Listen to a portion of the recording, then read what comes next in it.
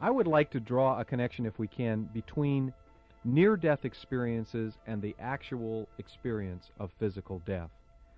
We have heard stories, there have been films that have been created, there are books written about it, and it's been discussed pretty widely about near-death experiences, people who saw or experienced or felt or perhaps imagined all sorts of things, and they were pronounced clinically dead and then came back to life through whatever experience. Pascal, would you start us off, and is there a solid connection between near-death experiences and the actual experience of physical death? Sure. In order to understand that connection, one needs to have a little bit of background about the what I call the anatomy or metaphysics of human consciousness. To begin with, we're not just the physical body. There is a physical body, and of course that our awareness functions through. But in addition to the physical body, there are also actually several other bodies, spirit bodies, what I normally refer to as the astral body. And one needs to keep that in mind in order to understand the relationship between a near-death experience and the actual dying process. What happens in a near-death experience is that the awareness and consciousness of the person withdraws from the physical body. Another way of putting that is that the astral body withdraws from the physical body, so that there is just the corpse, the physical form is there, but the consciousness, the thinking, feeling, identity of the person is out of the body in what's called an out-of-body experience. During near-death experiences, the link-up between the astral body and the physical body, which is known as the astral cord. In Ecclesiasticus, it's called the silver cord because of the kind of grayish silver color that it has. That cord keeps the connection between the astral form or the astral body and the physical body, and it's through that link that the life force, in the East they call this prana, the actual life force continues to keep the physical form alive. I mean, the physical body, as we know from our chemistry classes, is 90-something% water, and the rest are a few vials of this kind of chemical and that kind of chemical. It's just nothing but dead matter. It's the life force which keeps that matter functioning and enlivens it. In a near-death experience, what happens is that the astral body slips out of the physical body, but the astral cord continues to connect the astral form with the physical form. The experiences that the person has out of the body are experiences of the very first. It's like the doormat of the astral plane.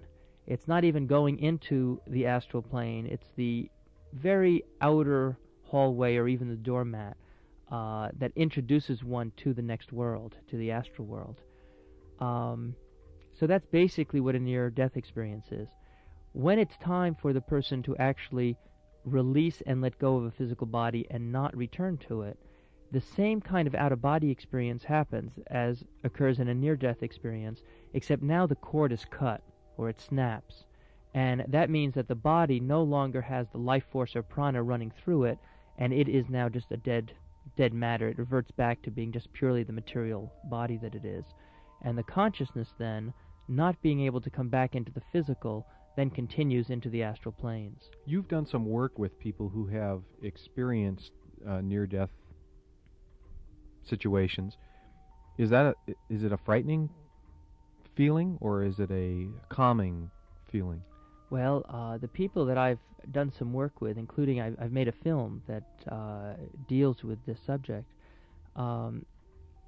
it totally transformed their lives, and in their words, where there was fear of death, where there was anxiety about life and the purpose and meaning of life, where there was uncertainty about whether or not life was worth living, what they discovered as a result of this experience is that there is life after death, that life has a purpose, and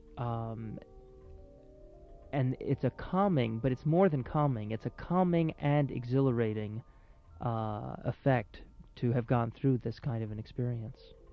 Alan, you deal with reincarnation, or you talk about it, and you teach people about it. Some people have glimpses of former lives, and they have that information. Apparently, it's stored somewhere within this consciousness, within this body or wherever? Where is it stored, and how is that possible? Well, the consciousness is a pretty vast phenomenon we're talking about, and no one owns it. We are all part of it from this perspective we're speaking from. In more traditional literature, Sanskrit literature, it's sometimes called the universal mind, and we are all part of this phenomenon. So it's stored, in a sense, in our individual consciousness, but in a much deeper sense, it's not ours. It comes out. It gets triggered at certain times. And in the triggering, we have an experience. We call it a recall experience of a former life. These experiences, as you know, are so powerful they can shape a present life. And probably that's why that in general people don't have them, that the principles of the universe have been structured in such a way, if I can use that phrase, that you go from one life to another without remembrance. So we're not piling life upon life and getting ourselves all muddled up in old fears and old revenges and old memories and so on. But these do get triggered. One thing we haven't talked about, you say they're not ours, these recollections, but they come to us sometimes out of the collective consciousness or whatever. We haven't talked about God yet. What is the role of God in the reincarnation process?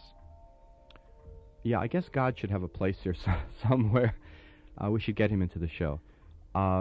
Well, if you look, if you move reincarnation out as a concept and go down the line in terms of where we've come and where we go, you find God at both ends. You find him in the middle, too. So in other words, what mystics have been saying for centuries all over the world of all different persuasions is we are God, we come from God. We are learning to acknowledge and rediscover our God nature, and finally, when we do that, we experience God in a consciousness that wasn't there originally. And the purpose of life from this perspective, if we can broach that little subject, is to rediscover our divinity, and life's experiences is slowly at work in that process.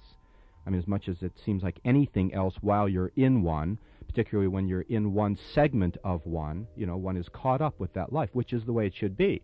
Because if we weren't caught up with it, living through it, trying it out, we would not learn from it. But if we can look at this larger perspective for a minute, if we could all walk away from this crisis we're in right now, if you're in one, and this life that we're in right now, and look at this, what's called the big picture, you see God at both ends and in the middle.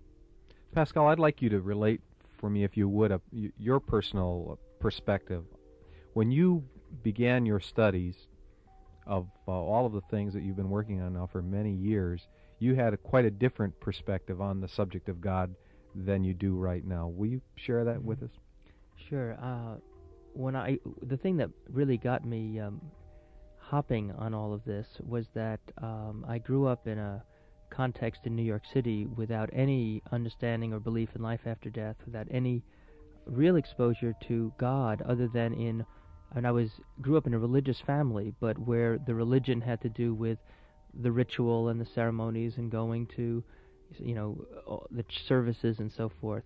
But God was not a presence that was a living presence and something that one ever referred to in any kind of loving way.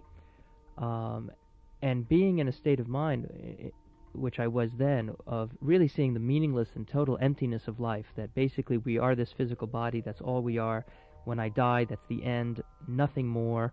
I realized that if that's true, and I believed it to be true, then there's nothing in life that's meaningful. That any kind of pleasure I might have, any kind of even love or happiness I might have, will pass like that. And then that's the end, and everything is gone, and there's no purpose or meaning to anything in life. Well, that was not easy to take, and as I thought about that, I started to experience all of the kind of anxiety and despair that the existentialists have talked about, and that so many people in our culture have been going through. And that's really what got me going, because I realized that either I was right, and there was no meaning in life, and life really wasn't worth living, or there was somewhere something else that gave life meaning. And so I began to hunt up whether there was some kind of a hidden knowledge, some kind of secret knowing that had not been part of the structures and part of the acquired learning of my educational background, that somebody knew something that maybe other people didn't really know. And that's what led me into all of this. And basically what I found was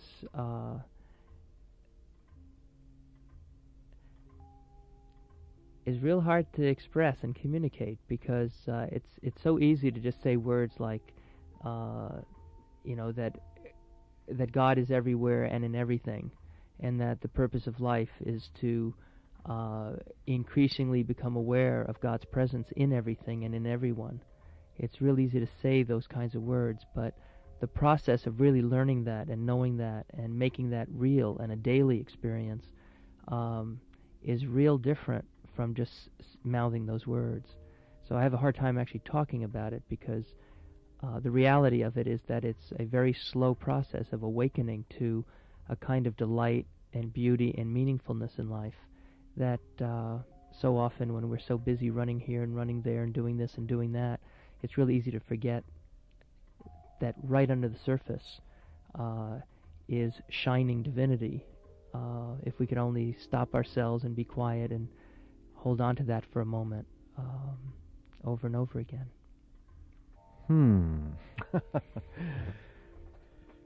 I have a question that is very directed, in that I would like both of you to speak to someone who is listening right now who is going to experience physical death in the immediate future. We are all going to experience it eventually, but most of us have a way of finding something else to think about and to focus on, so that we don't really have to deal with that, and then all of a sudden there it is, and then we'll have to face it, but I don't really want to think about it. But there's someone listening, and I think it's fair to assume this, given the power of KCBS and the range of the program.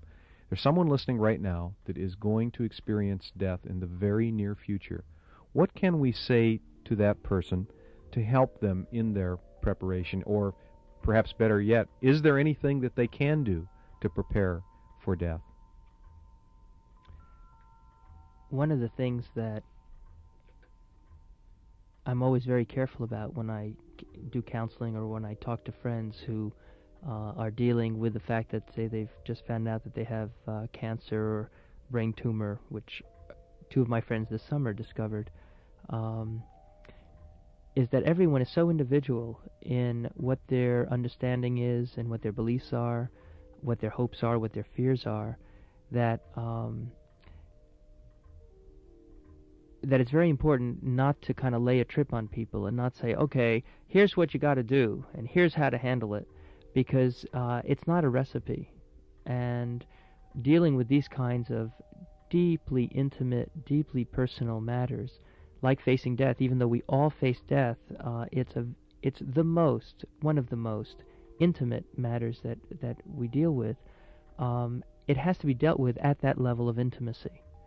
And perhaps rather than addressing someone in the audience whom I don't know, I could just tell you an incident that occurred this summer with a friend of mine who is a woman with 2 children who was in her late 30s, found out that she had a very serious kind of cancer. And I went to see her, and she knew the kind of, that I'd written a book about life after death, and she knew those things, but was not really interested in that.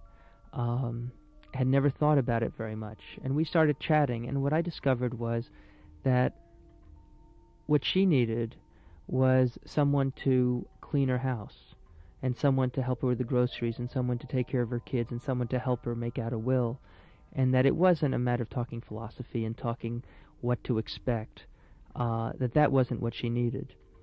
Later, what happened was that, and she died this summer. She died within 2 months of the time that she was diagnosed.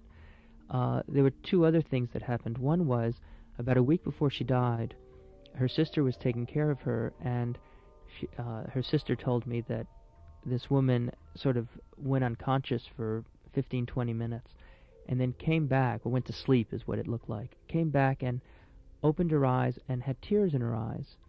And she said, "What's the matter?" And she said, I've just been where I'm going, and I feel so sorry that you can't join me. It's so beautiful there. This is a kind of experience. See, one of the things that people don't realize is that as they get closer to death, their consciousness begins to change, and they begin to experience the astral life. They begin to experience the next level, so that the fear is taken away if they allow themselves to be open to that. And this had happened in the case of my friend. The final thing was that I happened to be there the day that my friend died, and I went in, and she was already in coma, and I just sat with her, and I held her hand for about 5 minutes, and then I leaned over to her, and I said, Dee, there's no rush. You can stay here as long as you want to, but when you're ready, you can leave, and all you need to do is go to the light. Because one of the things which she didn't know at the time, but which is part of all of the understanding of life after death, is that the next world is experienced as a very beautiful, bright, healing light. And one of the things that one needs to do as one's actually leaving the physical body is to go into the light. So I said to her, when you're ready, just go into the light. Find the light and go into the light. And I sat with her for another minute or so, and then I moved away. And the nurse who was there, helping take care of her, came over to her, looked down, and said, "My goodness, she's just left," and she died right then.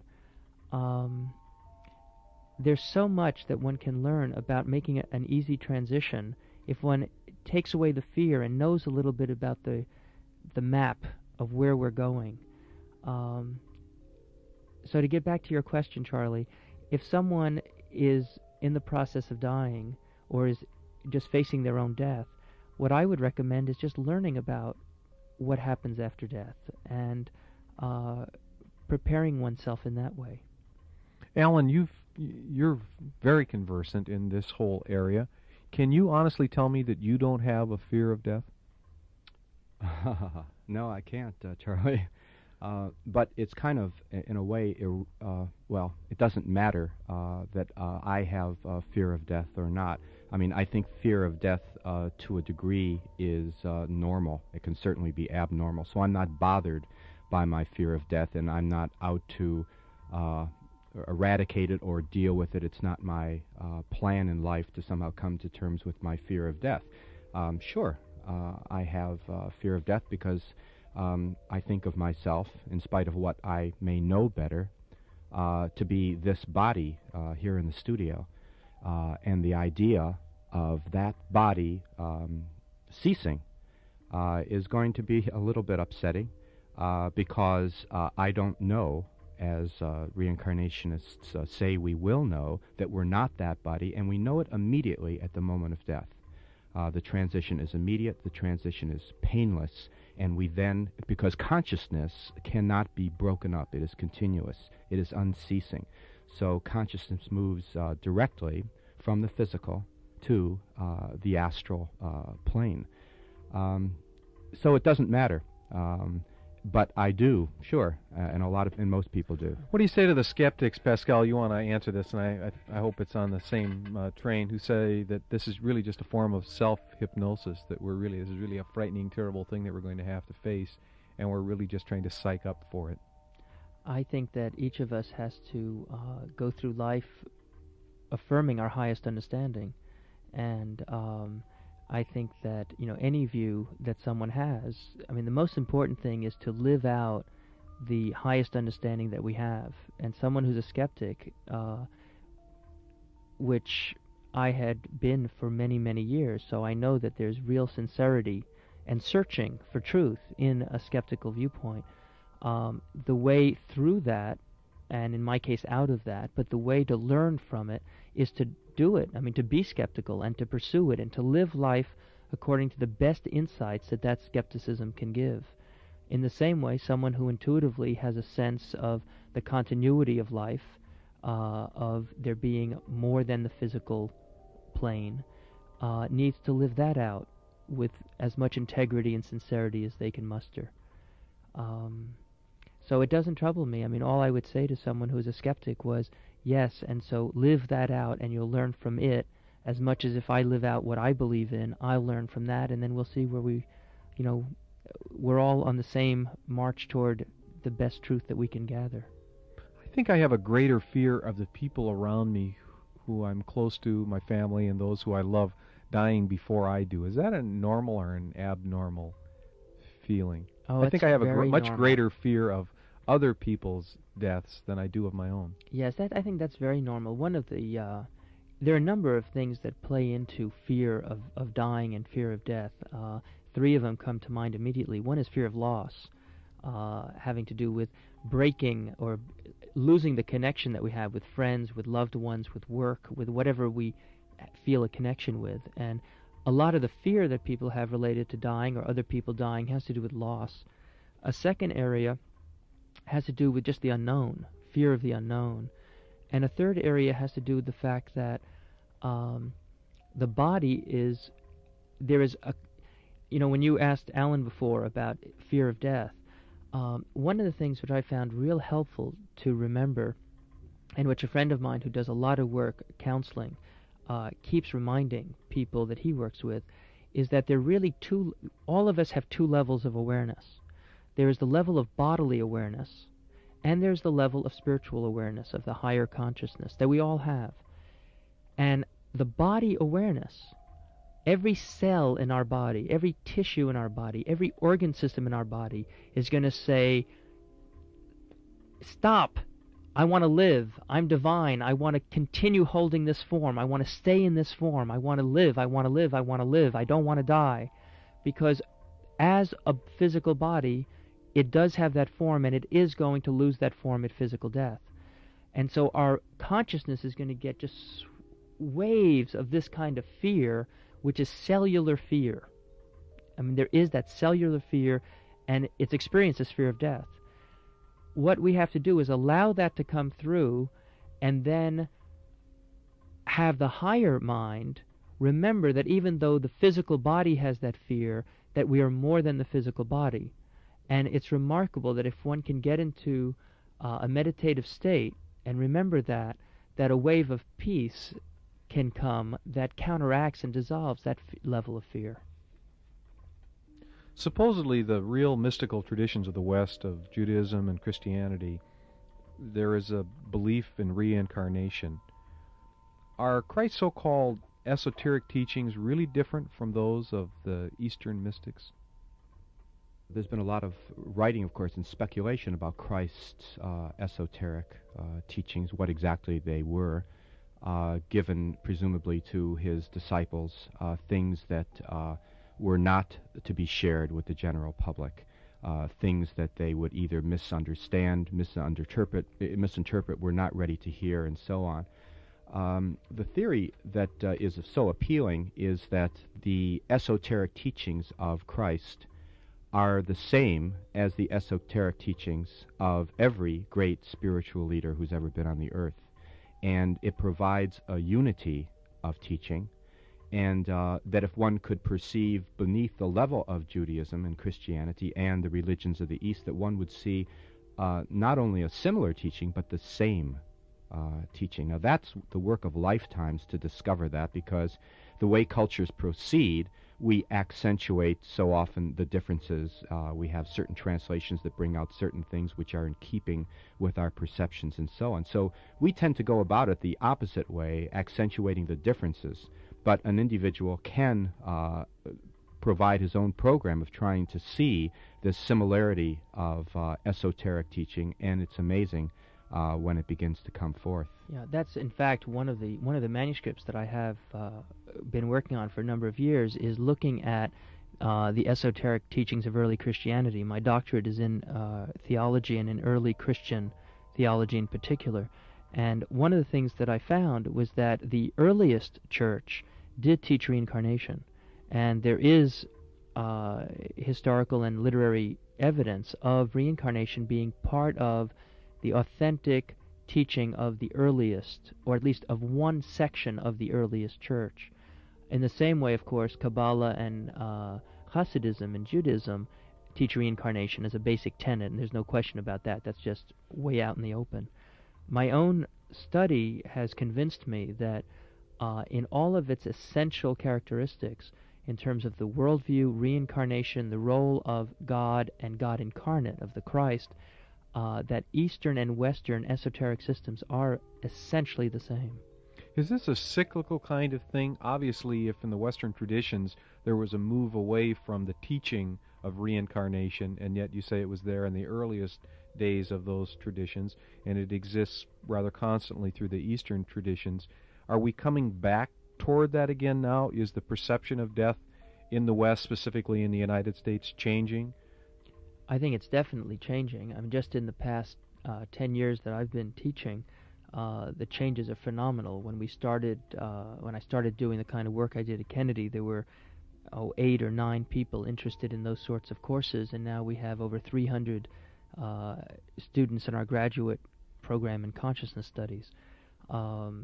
And all over the country. I mean, you mentioned before the near-death experiences have been filmed, and I mean, there's just all sorts of things. We're definitely in a period of opening, of awakening. I think we're in a period where, for lots of reasons, reincarnation is going to be a real hot potato. The reason I think that is that for the first time, there is now empirical evidence that's been developed, and empirical research on reincarnation. It used to be something where you either believe in it or you don't. It's just a matter of belief. Now there are people who are actually doing and publishing scientific studies supportive of reincarnation. I think all of that is going to not necessarily prove reincarnation as much as make it a topic of reflection, a topic of debate that is going to just really allow people to ask in a much more open-ended way, who am I? What am I doing here? What's the purpose of my life, and where am I going? You mentioned earlier a Gallup poll where you said 30% of the people that were surveyed suggested that they did believe in reincarnation. 70% said that they didn't. If we swing the balance the other way, and let's look down the road and say in 5 and 10 years, whatever period of time it is, that the majority of people surveyed would suggest that they believe in reincarnation, I had a terribly frightening thought that this might cause people to forget about the dearness of life, and maybe prompt somebody to push the button and start the final fiasco that much sooner, thinking that there's light at the other end of the tunnel, and hey, this is a drag here, and I'm sick of 10% plus unemployment and all of this kind of thing, and let's put these people out of their misery. Well, I think stupidity can live in any kind of belief system, so I don't think that one could attribute or associate stupidity with one view or another. Okay. I think that, at least in my own experience, understanding about reincarnation has really made me feel that life is a lot more to be cherished and a lot more to be respected because it's all connected. It seems to me that there can be a lot less. I mean, if you think that a human being is just a separate, isolated consciousness that's not connected with either other human beings or with nature, which is the materialist view, then one can be much more callous and one has less sympathy and less of feeling of kinship. With a reincarnational view and an understanding of the essential unity of all life and all creation, suddenly every ant, every rock, every person, certainly, everything around, every microphone is part of an underlying unity of God, and one can learn how to respect, honor, and love that.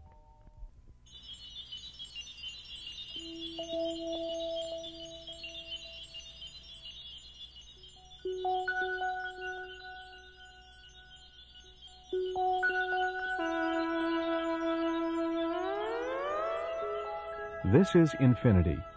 Remember to keep your mind open and listen to your heart.